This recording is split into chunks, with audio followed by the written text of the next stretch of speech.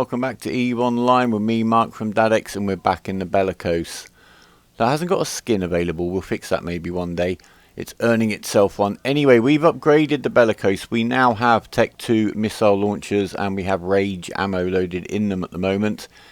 As you can see, that's given us a DPS of 309.3, which is a big chunk more than we started with, as we'll look at when we look back to the old fit. The Tech 2 launchers hold one more, but we've only got a 24-kilometre range with the Rage missiles. That's something we need to bear in mind. We're still running the Restrained Microwarpdrive, but we've got Tech 2 large shield extenders and a Tech 2 Multispectrum shield hardener. We've got the just damage control 1, but we've gone for ballistic control unit 2s. Basically, the damage control is of minimal benefit in this fit. It gives a little boost to shield resistances.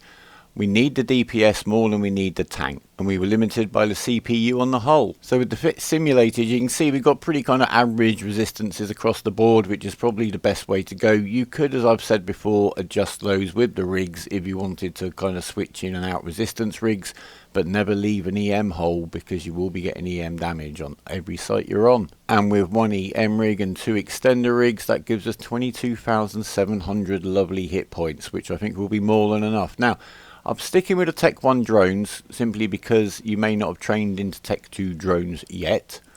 So I'm going to switch on the simulated fit from the Hobgoblins to Hobgoblin 2 just to demonstrate that it's not really much of a difference, to be honest. So I'm going to delete those guys from the simulated fitting, double click on there 5 times to put in just the flight we need for the simulation of Hobgoblin 2s, and we got 14 extra hit points.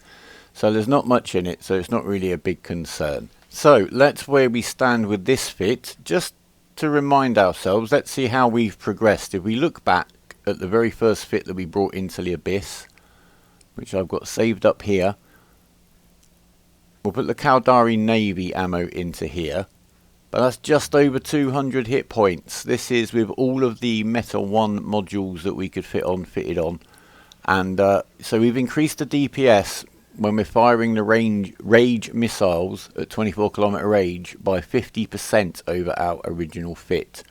And we've never had a problem with the tank. It's always going to be about the DPS, certainly on these tier 1s.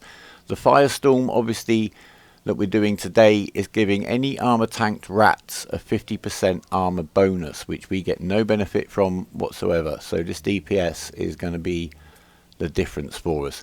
I'm also going to bring some Navy ammo. Let's just see it in our simulated new fit. That's an extra 60 DPS there. So that's what's that? That's just over, that's about 30% extra. So between 30 and 50% extra DPS depending on which ammo we're using. We're going to bring the Navy ammo with us because it has the longer range of 32 kilometers. I'm going to go into each room with Navy loaded. If I need to switch to Rage, I've got time to do that positioning. That's the idea. We'll see how it works in the site anyways. This fit in total is about 2.5 times the price of the original fit, probably about 25 million when you buy it, rather than that simulated price. Anyway, here we are. We're landing at our safe. I'm checking the ammo. We've got the Nova ammo for the thermal damage, Rage and Navy. We've got the Calm Firestorm Filament, as you can see there. It's going to lower the thermal damage resistances, but it's going to give the armour tanked ships 50% extra armour. I obviously get 50% armour too, so I can't say I get zero benefit from the effect on this site. But you know what I mean.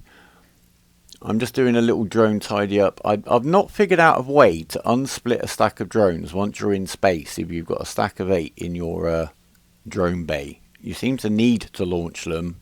So I can put them in a little group of 5 down here, fully admin on the site.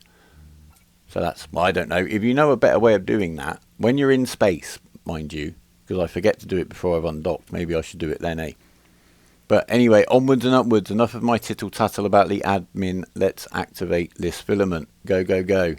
20 minutes, we're in. We have to fight our way back out. This is the toughest one of a tier 1. For a shield tank ship to do. It's basically about whether we've got enough DPS, and here we are, first room. We've got a battleship, so we're going to start burning over there. I'm going to switch to the Rage ammo for the much higher DPS. By the time we get in range, I reckon we will be there. Not straight at him, remember. Never approach, never just click orbit. You get yourself in close manually. Get some traversal going, because he's hitting us already, see? I'm now remembering to turn off the manual reload on the rapid light missile launchers. That means I get a choice to change ammo type on the reload rather than having to try and catch it on the fly, which is very confusing. So if you've got two ammo types, do that. He's one of the drifter battleships. These ones aren't too hard to kill. As you can see, we find him in a very, very battered state. And the reload seems to have matched up pretty much me just getting into range here. So I'll start hitting him. I'll get the drones out now. I could have dropped him a little bit earlier. This is actually the battleship I managed to kill with the regular light missile launchers in the last video, although obviously I didn't survive the sight. There's no effect tower in this room to worry about. There doesn't seem to be any cloud around for us to worry about. Not that there's really much that affects us, because we haven't got an active tank. But notice, I have now set my ship to orbit, but the battleship is flying away from me, so I'm chasing him to get into range. Which means I have 0 traversal, so I'm going to be taking maximum damage off him when he hits me. So I'm just going to zigzag now as I get back into range. Once I get past him, then I'll get settled into an orbit, and we shouldn't really have that problem again.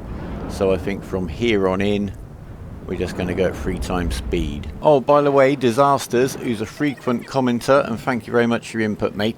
And I liked your joke on the SnowRunner video too. He said just go straight into a tier 2. I thought I'd get this one out of the way. The reason you might want to come onto a Firestorm site is when the sites drop the multiplasmids, which is the stuff that you can then use to mutate for abyssal modules. And we're going to look at the loot in a separate little quick episode, and me using some of the multiplasmids. You'll get the ones to mutate armour modules on these sites. So that's a sense in which way the site type is kind of specific to the loot. So if you're getting a shield bonus, you're going to get shield multiplasmids. When you get the speed bonus, you get prop mod multiplasmids. When you get the capacitor bonus, you get capacitor related multiplasmids. Oh, and on the exotic sites, which give you the scan resolution bonus, you can get tackle multiplasmids there. So that's why you might want to vary the sites that you're running, just for a bit of variety of mutating if you're into all that. Anyway, we're plodding through here. Nice dealer rat's dead, so I'm just using the drones to take down the loot boxes. I'm going to take all 3 loot boxes in here. We've got plenty of capacitor, we've got plenty of shield. So we may as well grab the loot and get straight through the gate. No need to dwell. A couple of screenshots. I love the environments. I know I go on about it, but look at that. It's just nice. I'm going to just peek into this effect cloud actually over here. Let's just show you what the effect is. There you go. So we don't want to be running any active shield tank ships and run into those orange clouds. But we're sticking a passive tank. Obviously in tier 2, we may want to go. We may end up hiding on electrical sites. And indeed, talk of the devil, there is an armour plate multiplasmid there. We'll have a look at that another day in detail. It basically gives you a dice roll to mutate a module. It could be positive, it could be negative. Sometimes you get something great. I managed to mostly get a lot of cheese, but I've saved about 20 up. I might do all those in a quick video. Anyway, we're in the next room, so again, let's get moving, get burning, get the resistance module on. What have we got in this room? We've got 1 battleship, and he's the big mean one. And we've got 2 drone frigates. We're just going to stick with the Caldari Navy ammo, I think, here. Because we'll take out the frigates quicker. Not that they're a big issue. And then we can just get the rest of that kind of load into the battleship. And then just reload to let rage on the reload. That's the plan. This is the battleship that with the armor bonus would take ages to take down if we didn't have the rage missiles to use on him. And I have lost ships, especially a couple of low skill caracals where I've gone into sites and these have spawned in consecutive rooms and the time has just run out. I've only ever lost a ship in the Abyss because of a lack of DPS. On the tier 1s, never because of tank. I've never actually been killed. Only in a solo kestrel when I got one shot by a cruiser, but that's a story for another day.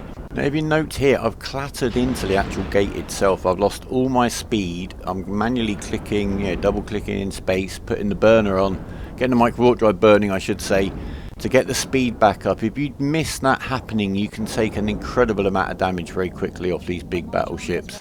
So be careful when you're going to pick up your loot. We were thinking of running a couple of tier 1s in a pair of frigates, just to show how easy it is to run just with a mate, because it's always good to have a mate around. It's a good way to learn some fleet commands and how to use the fleet box and the dialogue boxes, etc. in there.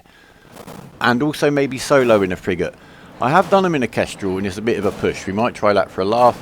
Or I've got a worm, if you want to take it a little bit more seriously. I'll put the Caldari guy in a worm and give it a go. I'm not sure that Eriker could fly a worm as well as him. But there might not be much in it. It depends on the frigate skills they've each learned. They're all maxed out on the alpha skill learning. They're over 5 million skill points, that means. So any more skill points have to be earned doing events, picking up the daily login bonuses, or with skill injectors, which I'm avoiding. I think I've managed to get this as a bit more of a rounded alt than the first Caldari guy, because I've cross-trained her rather less. Anyway, back to the room. As you can see, this guy is presenting us no real challenge in terms of hitting us. If he does start getting some hits on us, I usually just burn the Microwarpdrive a little, just to make us a little bit of a harder target. But once we're tucked in at a nice close range, we should be fine. It's just a question of keeping the damage on him until he goes kaboom, just like that. Very pretty explosion, that one. So, we're only going to get the bioadaptive cache in this room. I'm wary now that we're well over halfway on the timer. So, rather than dilly-dally, I have got, we could have exactly the same spawn in the next room. So, we don't want to push our luck. That can be done in the next room when we know exactly what we're facing and we've got the door out in front of us, not the door into the unknown. So, not very good loot anyway. Just over 7 minutes left on the timer, so about a third of a timer. And just bear in mind, if we'd been attacking that battleship, it took us about 4.5 minutes to clear that room. I've just checked back on the footage. If we'd had 50% lower DPS, that would have been sort of 7 minutes just to clear that room. And that's where things can get a bit tight with that low DPS if you get to a low spawns. But this room, I don't think is going to give us any problems. It's our old friends, the drone frigates. So we've got the Caldari Navy loaded up. We're just going to fly straight through this room at 3 times speed, because we've seen this all before. Just lock them up and mow them down. We know exactly how much time we got left on the timer now. There's one little droney leg getting a bit of a beating, but they seem to have stopped hitting him. We'll just pull them all in for now. Don't really need them out there. We'll let the missiles do the work. And this site is pretty much as good as done. All we've got to do is get out the door before the timer runs out. We've got an ammo blueprint there, which is very handy. That's the stuff we want to start making. It's not too heavy on the materials and the profit can be good. It does depend on the market price, which can fluctuate. It's gone from brilliant to not very brilliant, back to pretty good, I hope. Well, the last loot box is a dummy one with nothing in it at all, but look at that beautiful, beautiful footage we get in here. I love the effects. I don't like those towers. You can get those heavy duty battleships that will just sit on the automata tower, so they're going to wreck your drones and they're going to take out missiles, really mess with your DPS. You do have to bear in mind with the Abyss sites there are spawns that will just kill your ship. Even if you've been managing great, you think you've got it all in hand. It can happen. Yeah, one of those battleships when you can't hit it with missiles and your drones have all been dead if they go anywhere near it, can be an absolute killer. But we've cleared the site and we've done pretty well, I think. Actually, it's showing 2.9 million in value, I think, if I take the ammo out of the equation, but that doesn't include the blueprint, and we can use that to build ammo, as I've said. I think I was quite right not to worry about any of the extra loot boxes in the last room. Look, we've got a couple of minutes left on the timer. But you know me and my clattering about, so I'd rather not have cut it that fine by even going off and getting any more of the loot. Sometimes it's best to play it safe, and of course the ship is a little bit more precious than it was before. So there you are. In theory, the hardest of the tier 1 filament sites done in this ship. Obviously, if you're in an armor tank ship, it's not going to be this site that's the hardest for you. It's probably going to be the easiest. It may be the gamma sites you want to avoid because all of the shield tanked rats are getting an HP bonus. But anyway, we've made it. We're back in lovely ammo, our little base over here for the Minmitar character. I do have an Armour alt on the way, a very fresh alpha to cover some of the low skill stuff. And also some of the Armour ships, because we've only flown one coercer in one video. This ammo, as you can see, it's quite light on the materials. I'm sure we've definitely got enough to make a load. It makes 5,000 rounds. And I think they're usually, at the moment, they're worth, let's have a look.